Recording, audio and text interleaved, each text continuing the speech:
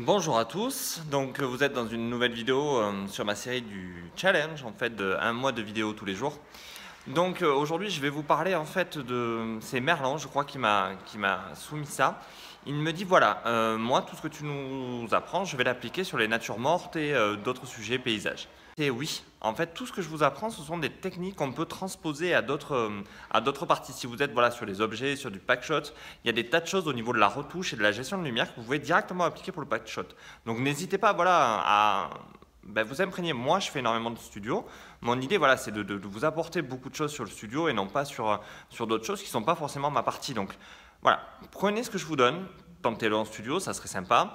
Mais aussi, posez-vous la question de qu'est-ce que ça peut m'apporter si je le fais, par exemple, voilà, sur des natures mortes ou en paysage, en traitement, par exemple, voilà, post-prod d'un portrait. Qu'est-ce que je peux faire pour, avec cette technique pour le transposer justement au paysage?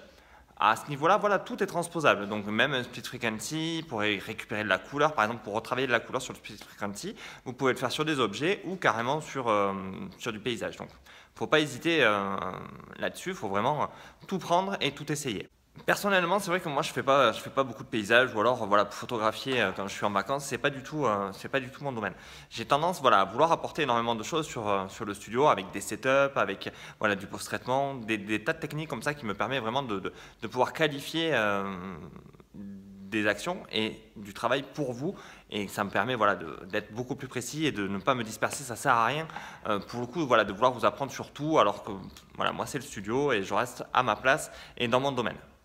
Donc comme je vous ai dit hier dans la précédente vidéo, voilà, je travaille énormément sur une nouvelle formation, quelque chose qui est costaud, sur quelque chose qui voilà, va vous apporter énormément de valeur ajoutée. Donc j'ai créé un groupe, le groupe s'appelle Votre Studio Photo sur Facebook et où j'y partage certaines exclus, où j'y partage beaucoup de choses en fait qui vont vous permettre de découvrir et de savoir qu'est-ce que va être l'avenir. Donc je vous invite vraiment à aller y faire un tour, donc Facebook, Votre Studio Photo. Allez dans les commentaires, vous allez voir, je vous offre un e-book, je ne l'ai pas dit hier, mais voilà, il y est toujours, un e-book. Il y a aussi une vidéo d'un shooting que vous pouvez regarder. Il y a plein de choses pour vous que j'essaie de vous partager gratuitement, que vous puissiez avoir un maximum de valeur ajoutée et vous servir un peu de tout ça pour vos propres séances.